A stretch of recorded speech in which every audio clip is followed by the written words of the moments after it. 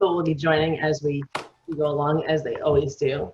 But just to officially start this session, my name is Eileen Michelli, and I am the Chief Program Officer for the Marfan Foundation.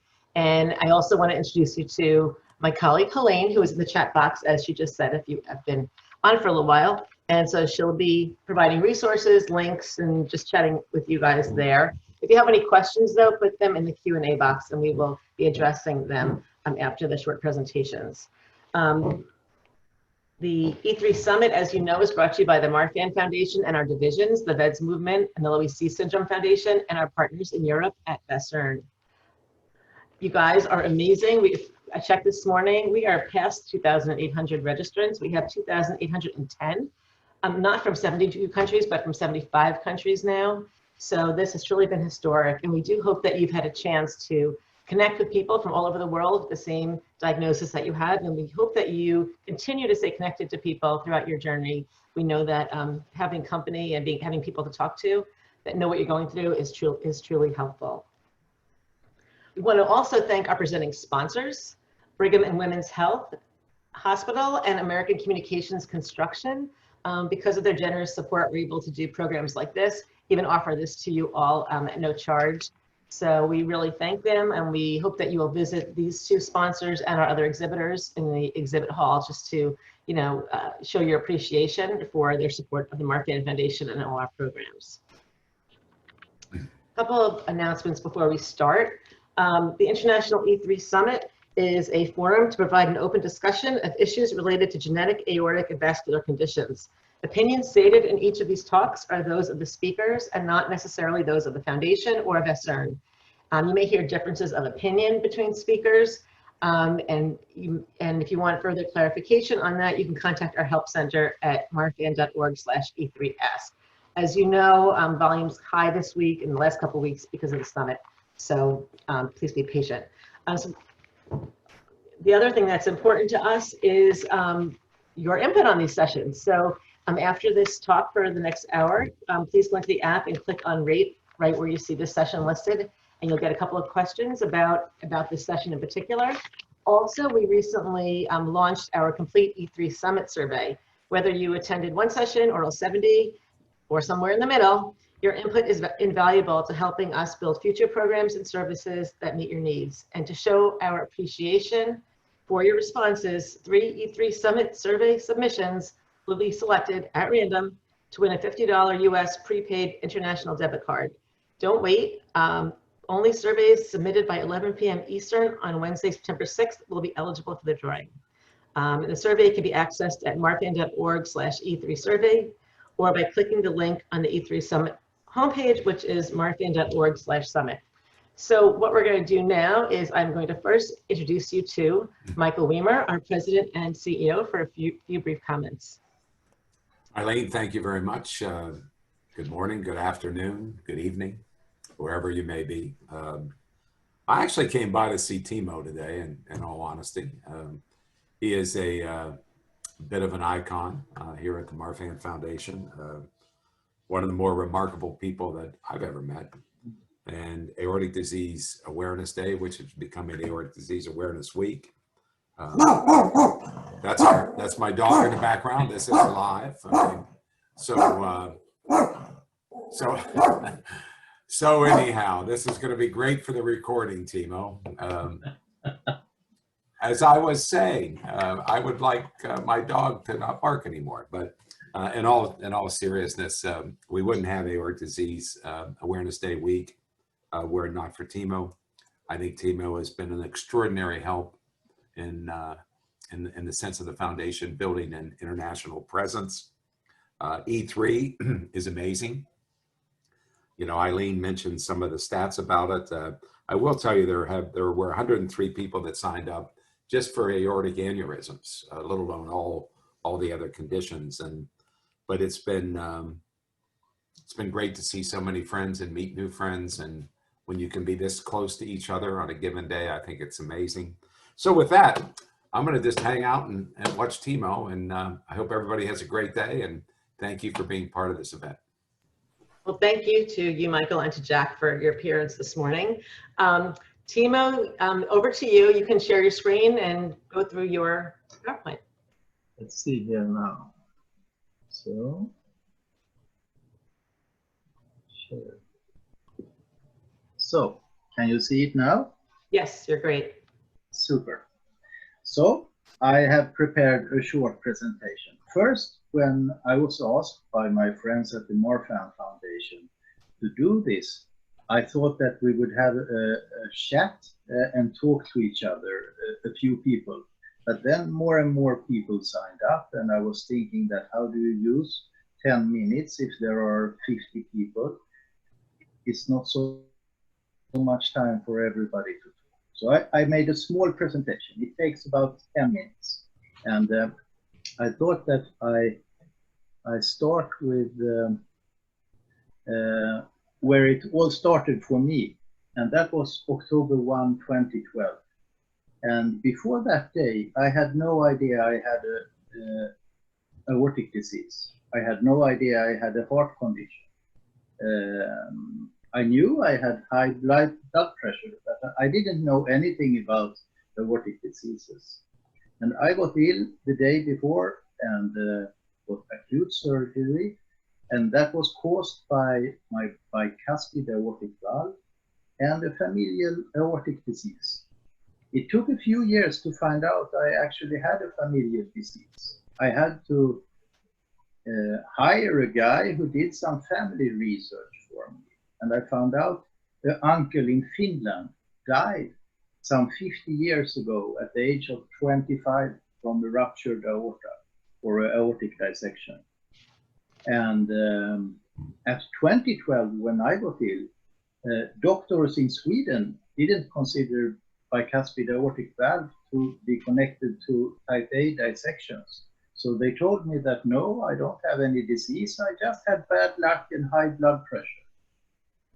It took a few years until researchers got the word out that there is a connection if you have a type A dissection and bicuspid aortic valve.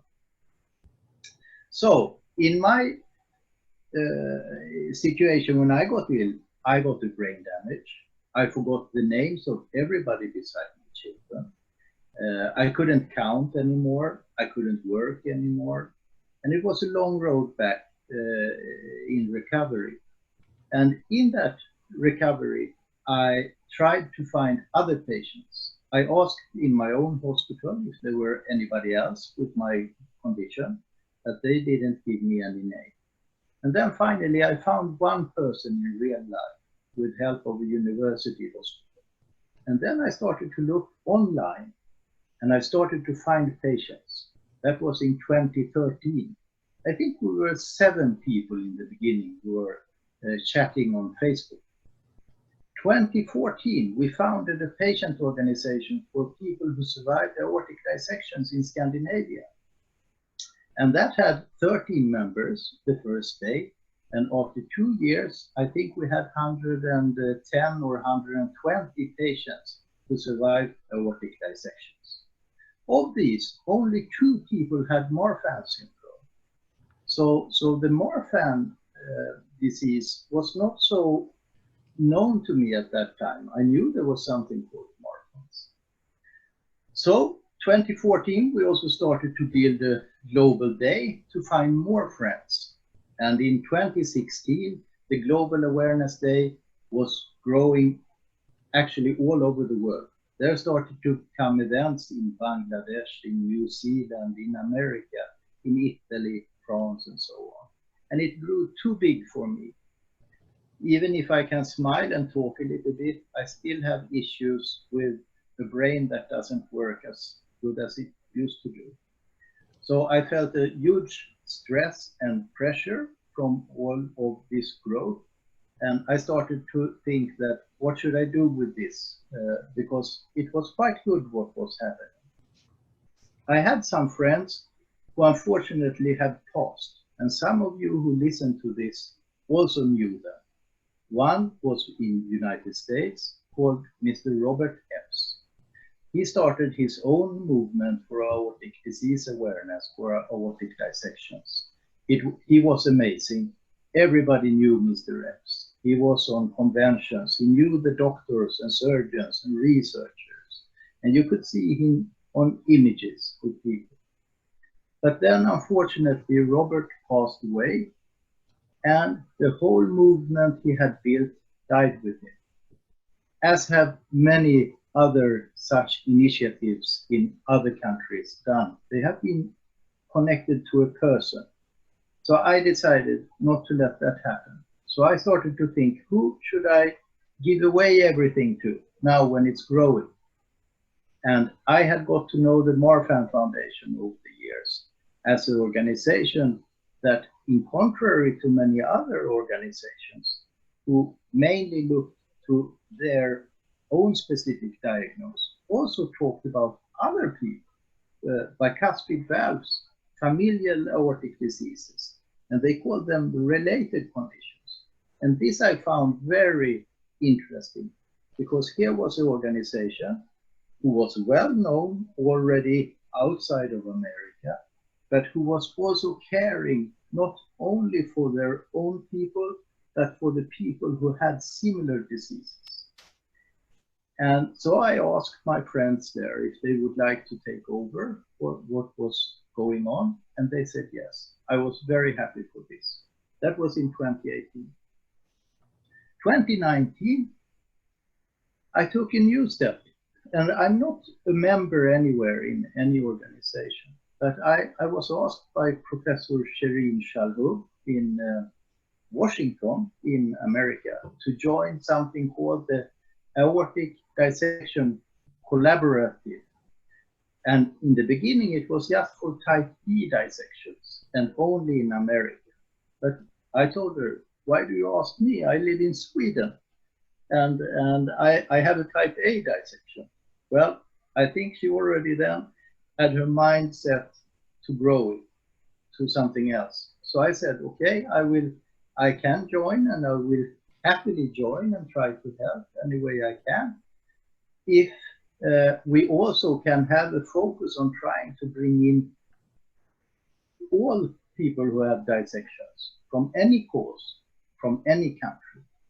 And today we have developed the project, or she has developed the project together with patients and other doctors and stakeholders to become the Aortic Dissection Collaborative. And today we are doing 2 surveys that are global for anybody with aortic dissections. One is about how is it to live with aortic dissection, to find out more.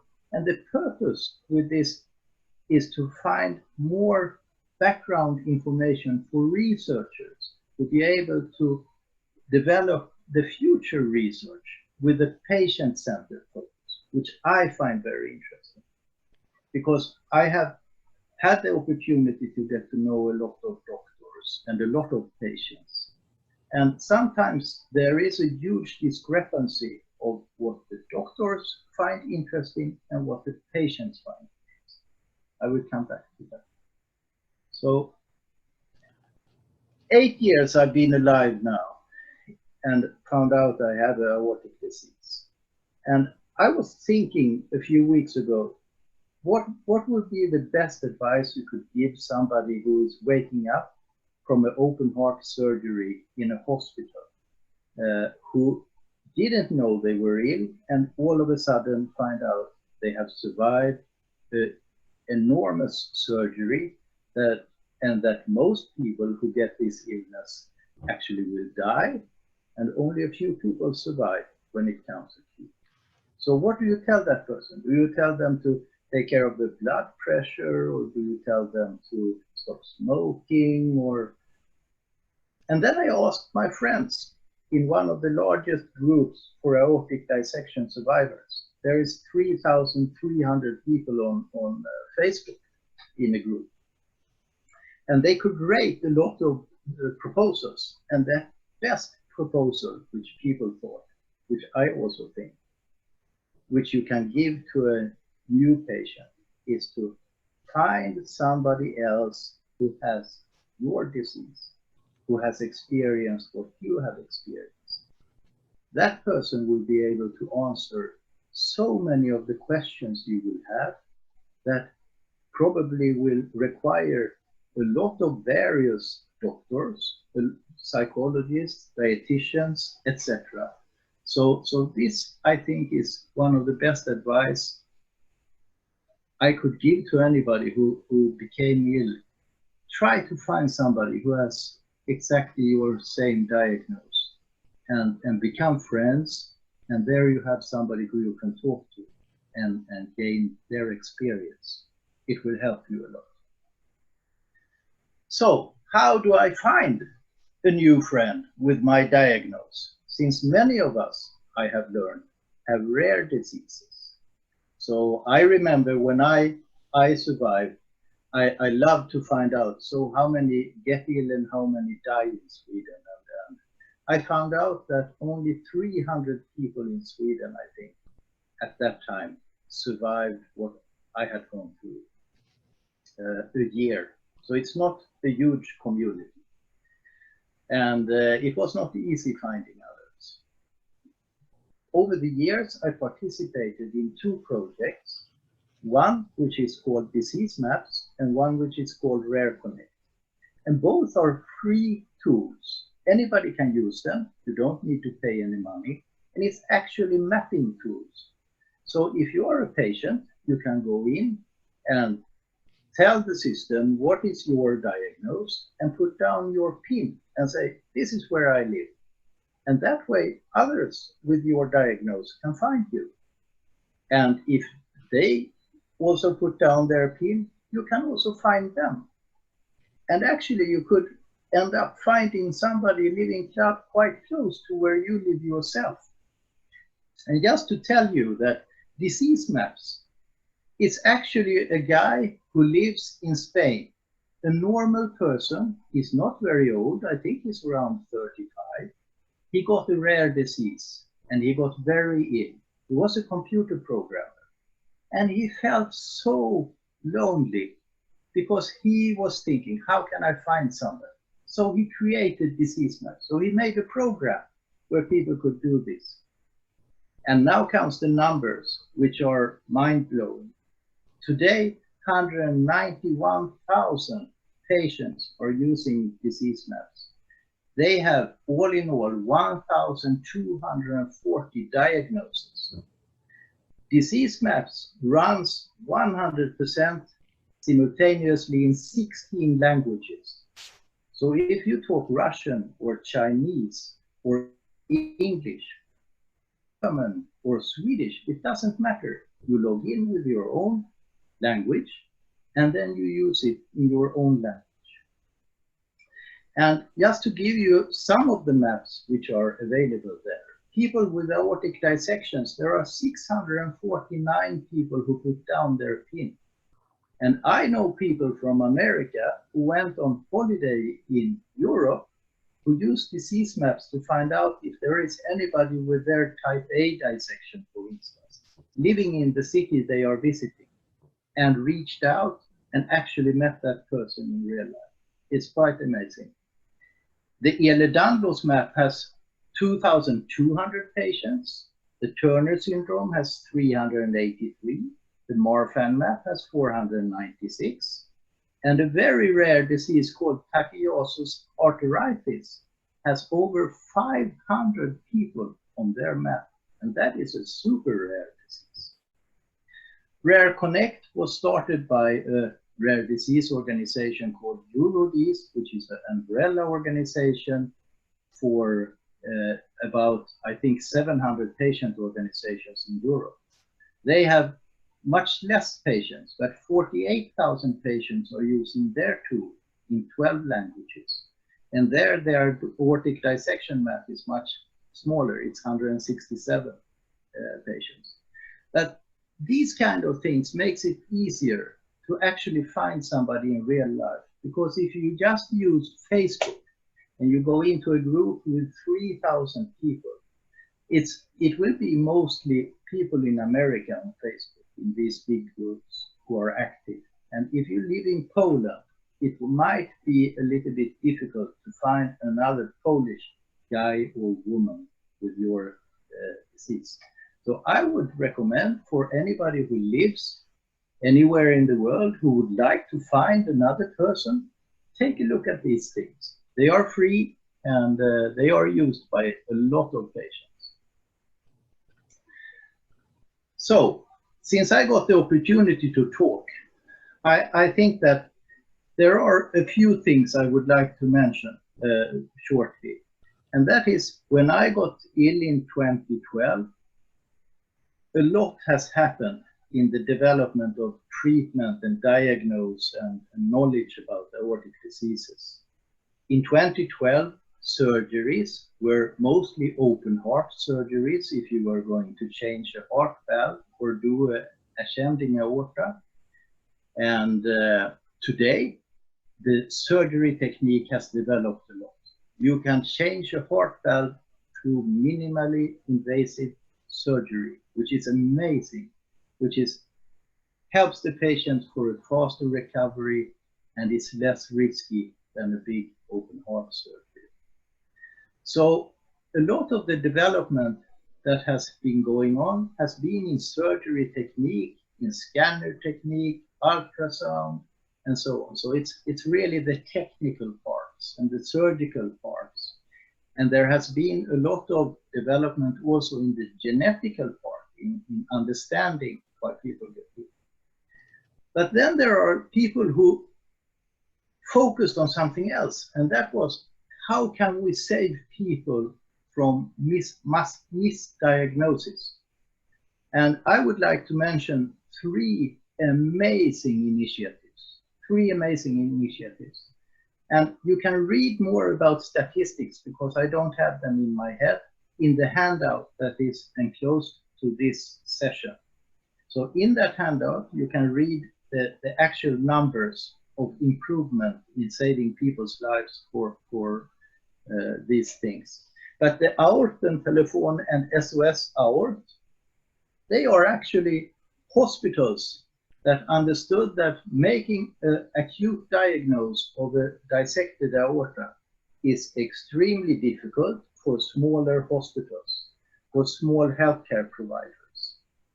And what they did was that they put a system in place. Aorten Telefon did it in Berlin, Brandenburg region, and SOS Aort, independently from the Berlin initiative, made it in the Paris region in France. They were actually a little bit before the Germans. And not knowing about each other, they did exactly the same thing. The big hospital with the expertise to save people's lives with surgery created a system to train the smaller hospitals in the region, to help them make a faster diagnosis, to help them coordinate to get the patient fast into surgery.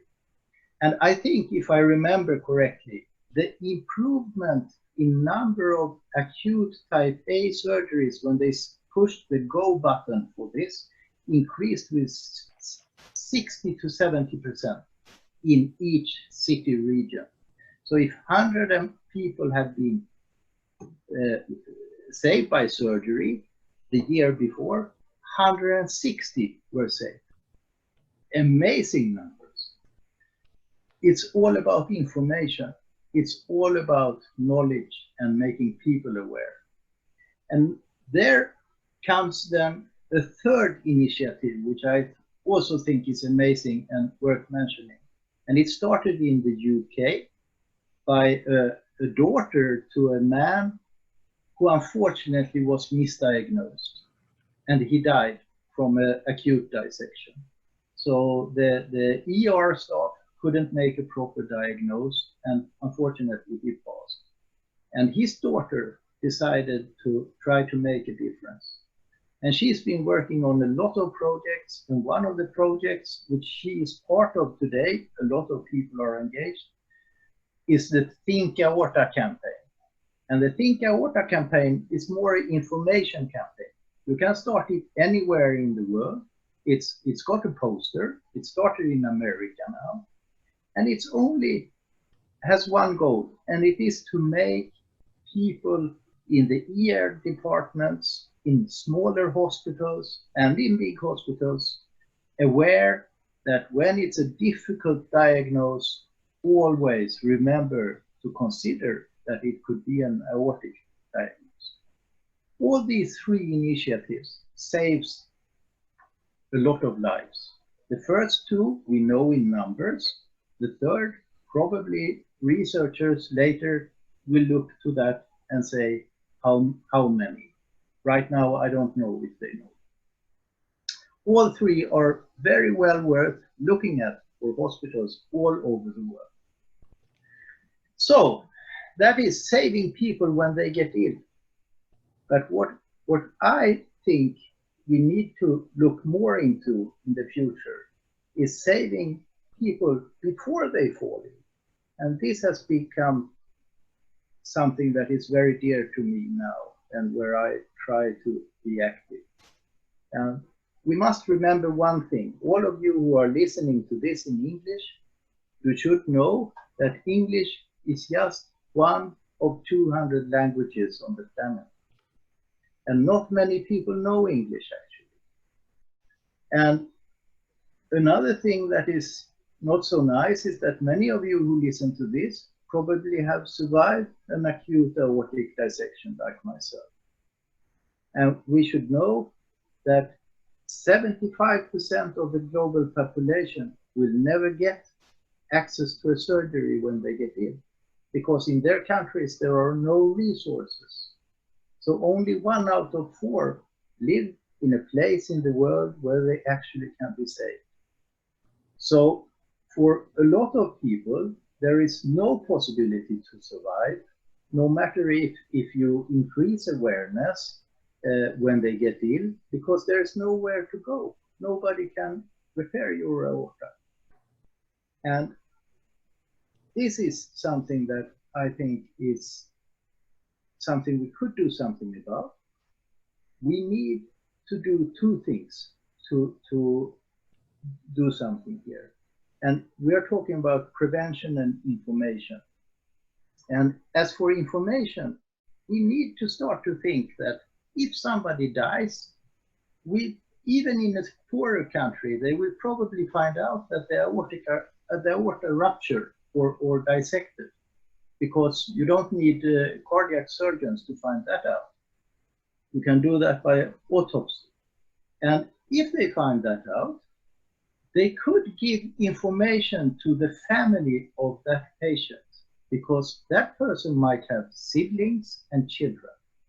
And what research and researchers like Diana Milevich in America and other amazing researchers have taught us is that a lot of the aortic diseases are increasingly known now to be hereditary or familial diseases. So if the person who died from a bad aorta, there is a possibility that his children or her children or siblings are carrying the hidden aortic disease. So can we do something for these people? Yes, we can, because we can tell them about aortic diseases, explain what kind of disease is it, what will make the disease progress faster or slower, and is there anything we can do to help the children of such a patient to make lifestyle changes or decisions as for their lives to probably or hopefully gain more healthy years in their lives. And if we find that information and we can agree on such information, we then also need to translate it to languages in countries where surgery is not available. So that is what I think is one of the things we could do in the future together. But to do that, we need to know people in all these countries, and well, anyone who has ideas how we do this, please contact me. I'm all ears. So that was actually what I wanted to say in a short words. And finally, I would just like to tell everybody or ask everybody who is listening to this that everyone or anyone can make a difference. And sometimes we think that I can't make a difference. I'm just one person. But that's not quite right, because we only need one person and then another person. Then we are two persons. And if we work together and we decide to do things together, we actually can do very, very much together. And if we do like we can see that Marfan Foundation is doing now, joining hands with more and more friends, then all of a sudden we can do very big things. So I would like you to have a look on the paper that is in the handouts, and there you can read a lot more about the stuff I was talking about, and you find links on the internet. And one more time, I promised Professor Söderlund I would talk about the Aortic Dissection Collaborative. Please take a look on that. Please participate in the two surveys. One about how is life for a person with aortic dissection, and the other is how are you affected during the COVID-19 times. And that one, the last one, is both for physicians, patients, family members, and others. Thank you. Thank you for listening. Thank you so much, Timo. That was really great. I appreciate it. If you could just quickly stop sharing, and then I will do my short piece, that would be great. Yes, I'm just going to find where I do that. The red button that says stop share should be on the top. Yes. Oh yeah, I think I got it. Okay. Yeah, I can't. Yep, we're good. I think that everybody should be seeing my slides now. Super. Yeah. Thank you. You can see mine now. So, so I thank Timo. This was really his show, as you know, because he is the man on this. But he did ask me to just say a few brief words about with the Marfan Foundation and our role with aortic disease awareness. So I'm going to let me shut his. Liz, if you can stop your video, I think I can stop your video. There we go. Okay, great. So just a few words about the Marfan Foundation and aortic disease awareness, and then we'll talk about some of your questions that you all had. The Marfan Foundation has really been on top of aortic disease awareness and aortic dissection and the signs, knowing the signs of this potentially fatal condition since way back in the 90s. We saw a series of young adults who were misdiagnosed in the emergency room, and then Jonathan Larson, who wrote the play Rent, had his unfortunate situation where he went to 2 New York City hospitals and he was misdiagnosed, and it turned out he had an aortic dissection. He probably caused by Marfan syndrome, and he died alone in his apartment even before his play opened on Broadway. So we started doing a lot of work on aortic disease awareness back then. So it's been a long time coming, and you know, we got to know Timo over the years, same way most of you probably did, which is through social media. And so he, as he mentioned, after 2018 Aortic Disease Awareness Day, approached us and asked us if we would get involved in a bigger way. Last year was really a transition year for us, and here you can see some of the things that we did with the announcement that we made in Italy through our board member, Bert Medina, a little bit on the website. We had some new graphics. And then last year, here is just to give you an overview of all the events that happened last year. The ones in red are the biggest ones around the world, and the ones in blue are new. Obviously, Timo has been working with a lot of these people a lot longer than we have, but we have been able to add some as well, and developing those relationships with those doctors in those cities. And you can see here, from Pakistan, I got a nice little video, and you can see all the different programs from different places around the world as they were doing a lot of medical education, and also the important point that Timo said, which is bringing survivors together and giving them a place to talk to each other about life after dissection. And it wasn't just the hospitals, but you can see all these other organizations that were involved, nonprofits, as well as medical societies, this Hellenic Society in Greece, and then also industry got involved. And it really gives us all a bigger voice, and that's what we're trying to do to save lives. This year, we looked at making it a week because, we wanted more people, more institutions to feel included if they couldn't do something on the exact day of Aortic Disease Awareness Day. So we have a new look and a whole week, and we're really excited about that. Obviously, awareness during a pandemic has a different look. Nearly everything is online this year. So as Timo mentioned, you can participate from the comfort of your couch in events all over the world, such as New Zealand, Hoag Hospital in Newport Beach.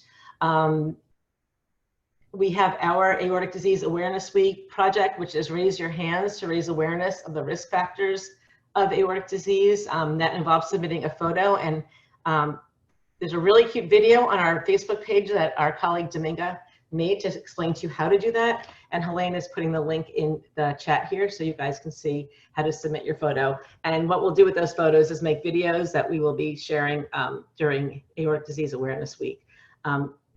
Obviously, during a pandemic, digital is the way to go, and it's really a whole big digital event this year.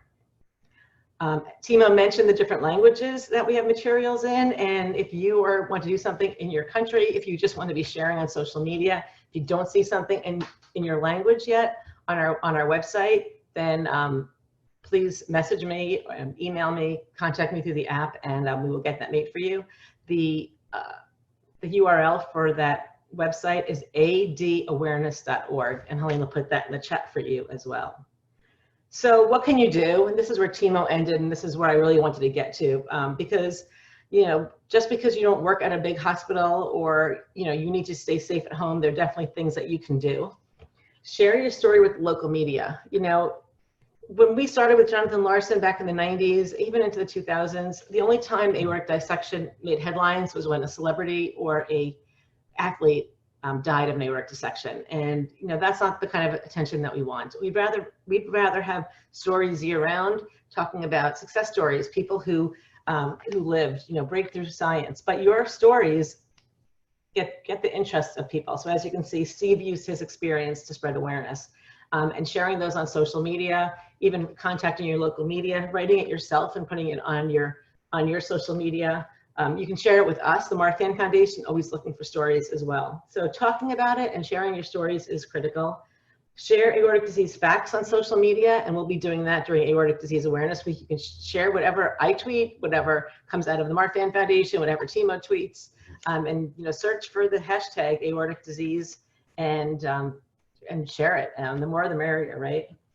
Attend and help promote the virtual events. We mentioned attending, but if you see, Timo's doing a lot on, and you'll see the Marfan Foundation too, sharing events that are going on around the world. Share those also. And then talk to your local surgeons and hospitals to plan for 2021. We hope 2021 goes back to being more of a in real life event in different places. Of course, social and digital will always be a great way to include people around the world, but start planning now. I actually recently had a conversation with surgeons in Malaysia who have a big plan already for 2021. Cleveland Clinic is already planning for 2021. So it's not too soon to start thinking about what next year it might hold. And I'm here to help you. Here I am, where I would like to be sometime soon on a cruise ship leaving Miami. But we have a Facebook profile picture frame, so you can grab that on social media. But literally, I am here to help, and here's my email address. And if you want to talk, if you want to do a Zoom meetup, and we could talk face to face, you want to email me. I'm here to help you do whatever you'd like to do to make a difference for Aortic Disease Awareness Week and throughout the year. So that's what I wanted to share with you today. I want to bring Timo back. If you want to share your video again, Timo. Maybe I can do that for you.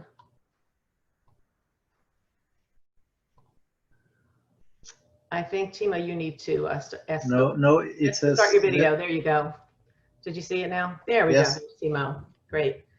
So we still have plenty of time to talk about some of the questions that you guys put in the app. I know there were some questions about physical activity guidelines, and Timo answered some of those. There is a session going on right now with Dr. Braverman and Dr. Siddharth from University of Texas, and they are doing a session now. So you can go back and watch that recording. The Marfan Foundation has physical activity guidelines, and I think Timo might have put Helene put the link in it's putting the link in the chat box. It does make a difference the cause of your dissection is. Not everybody has the same physical activity guidelines if you have aortic disease or after a dissection. So that's something to note. We talked a lot about Aortic Dissection Collaborative, and I think I sent Helene the link to put in chat. So that answers that question. Timo, how much international travel do you do with a chronic aortic dissection? How do you feel about traveling? I personally, I know, but why don't you share again what your thoughts are about traveling and going from place to place, considering your health status? Yeah. So a lot of people who had aortic dissections are questioning themselves: can they fly? Yes or no? And I have a lot of friends who had aortic dissections, type A dissections, type B dissections, who do fly. They fly all over the planet. And my friend Allison, who is probably listening now in America, she came to see me last year with her husband, Robert, and they flew to Sweden. So Allison is a live proof that you actually can fly. Of course, you shouldn't be traveling if you are in very bad condition. There are two things I would anyway recommend, or three things. First of all, talk to your physician who knows your exact condition, what he thinks about travel. Two, find out where you are going. If you are a little bit in not too good shape, it's good to know if there are resources to help you if you would get in where you are. It doesn't have to do with the travel, but if you get in and you are in a place where nobody can help you, that's not so nice. And the third is, of course, most important, if anything like that happens, how is your insurance? Because perhaps your insurance company have views on certain destinations where your insurance policy doesn't cover flights back to your home country and treatment. So I myself, I decided not to fly, but I have been going by car and visited a big part of Europe together with my wife. She drives, I'm sitting beside, smiling, drinking coffee.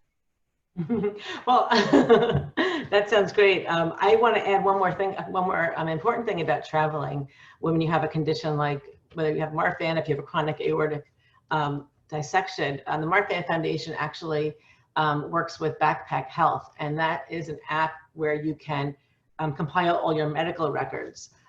It's available in many languages: German, English, Italian, Spanish, French, Dutch, I think Portuguese, so that if you have all your information and you upload it in there in whatever language you speak, if you are traveling in a different country, you can share information with them. It's all in your phone, and it is they can pull it up in their language. There's something called a share card that you can create. So let's say it's all your emergency information. And so if on that emergency share card, you put the key facts about your condition, you know, what you have, maybe what medications you're on, you're at high risk for aortic dissection, what the underlying cause is, and you call that your emergency share card. So if you have to go to the emergency room in another country, or in your own country, or in another country, it's all right there, and you can send them, you can go to the hospital, you can send them the PDF of the link, or your family member if you are unable to do so, and that will come up in their language. So Backpack Health, besides being, there's a few great uses of it. It helps you compile your medical information. As I said, it helps you share information in a situation. Sorry, there goes my phone. You can share information also. We have a registry. And so if you consent to be in the registry, then your medical information will be aggregated with other people's unidentified, and you can help us advance research on aortic disease as well. But if you're looking about traveling, that's a great source. So wanted to throw that in there, and I'm hoping that Helene can grab that link and put that in the chat box for you all. A related question, Timo, about where you would live if you know having aortic disease. Yeah. Other common question I hear from parents is where would you send your child to college if they are worried about an underlying condition that might cause them to have an aortic dissection? Do you know people who have moved because of their condition?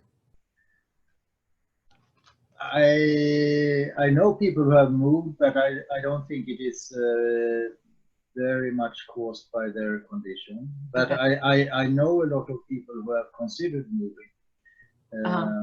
I can take myself as an example. I live close to a small hospital, and they don't have so much knowledge about aortic diseases here.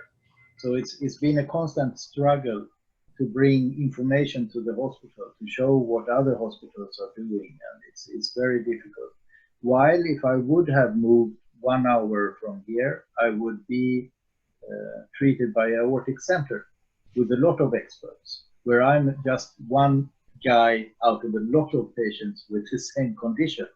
In my hospital, I'm a strange bird, and that is very difficult sometimes, especially if I come in and I have pains and so on. I come into the ER.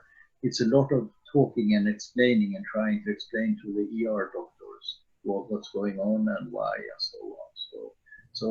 We have actually been thinking about that, but we decided to stay here. We lived here 13 years. But I understand the question very, very well. Yeah. Well, a couple of things I've heard from people in our community. There are two things that I think are really helpful and can help you feel better about where you live and your access to emergency care if you have a problem.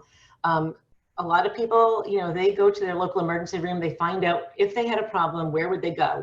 Where would they be driven to? Where would an ambulance take them? And they go and they try to educate the emergency care people there before there's a problem. Look, I live here. If I call the ambulance, I'm gonna come to your hospital. This is my condition. I wanna make sure that you have this on your radar somewhere. You know, that you're not gonna just dismiss me because I'm not your typical chest pain patient, you know? So that is one thing people do. And it's empowering to know that at least I've educated my local ambulance people, the local hospital, it kind of gives you a little power, and it can also save your life, the life of your family member. Another thing that a lot of people do is, even if they don't live close to a center that has a lot of experience with the condition that you have, you know, once a year, you can try to go to a center that's an hour, 2, 3 hours away, get the care that you need, get some of the information, and bring that back to your local hospital. So you know that you're staying on top of your care by seeing the experts once a year. I know a lot of people in the US will go to Hopkins once a year, and then they have their local doctors. That is actually what I do sometimes for a follow-up in the hospital. That saved my life. And that makes me feel very good, because there all discussions are, everybody understands what I'm talking about. That's a good advice. I think I can also, I know I've done this with several of the Marfan Foundation Professional Advisory Board members, but I would hazard a guess, I could speak for all the presenters that we had here at the summit. If you have a local doctor that has questions and is open to hearing from the experts on any particular part of your condition, whether it's the potential for a dissection or how to take care of your child, we can connect you. We at the Marfan Foundation can connect you with these experts, and not only you, but your doctors. And as you can see, all of these doctors that we had here for the past 3 weeks volunteered their time, their expertise, and so many of them I heard say, "There's my contact information, you know, use it." So don't be shy about that. And, you know, you have my email address too. Helene, who's on the chat, would do the same thing. Connect you with somebody, a specialist, who can work with you and your local doctor to get you the best care. So I want to offer that as well. Timo, before we close up, are there any, I don't see any other questions here, but before we end, do you have some final thoughts that you'd like to share with everybody? Yes, I would like to.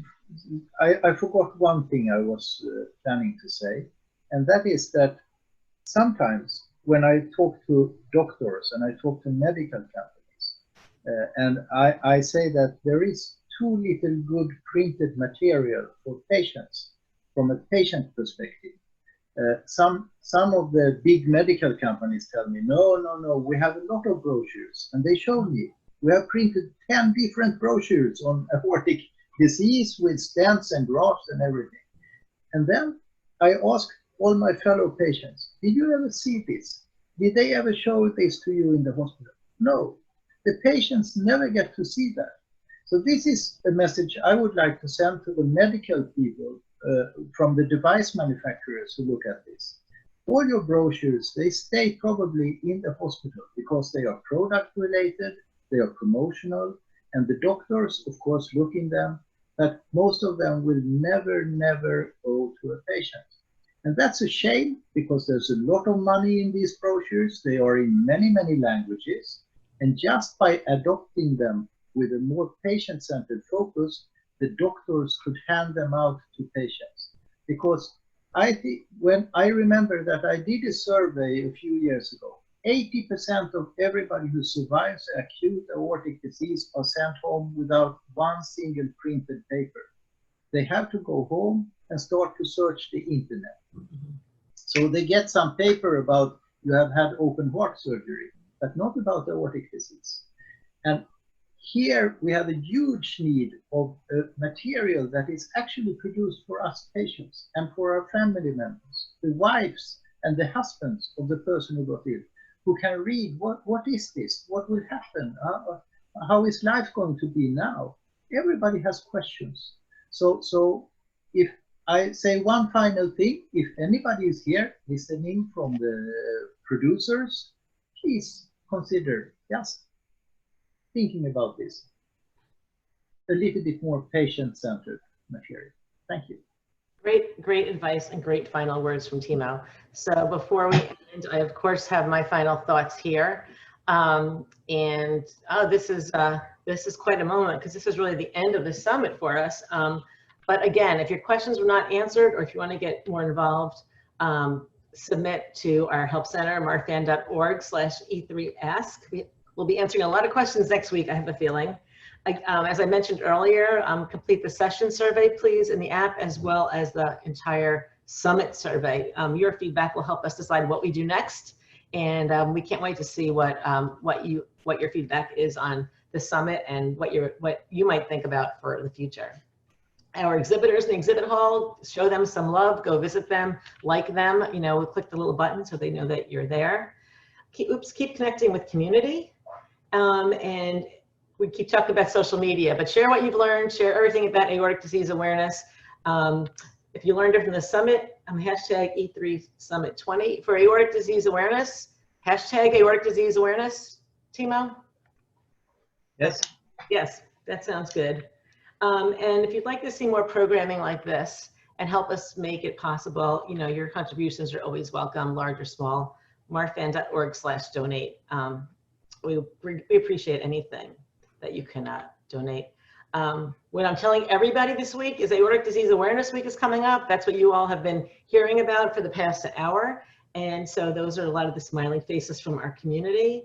And we do hope that we see you all in our videos for Aortic Disease Awareness Week. And we look forward to seeing what you're doing online. And again, any connections that you'd like to make between us, your local hospitals, your hospitals if you work at one, we are here for you. You can easily find Timo and me on social media. We're here for you. So thank you so much, everybody, for being part of this event and for being part of this cocktails with Timo, coffee with Timo, connecting with Timo, whatever time of day it is for you. But thank you so much, and we will see you next time. Thank you. Thank you. Thanks, Timo. Thank you, Michael. Thank you, Helene. Thank you, Thanks, Eileen. Timo. Bye. Talk soon. Bye, everyone.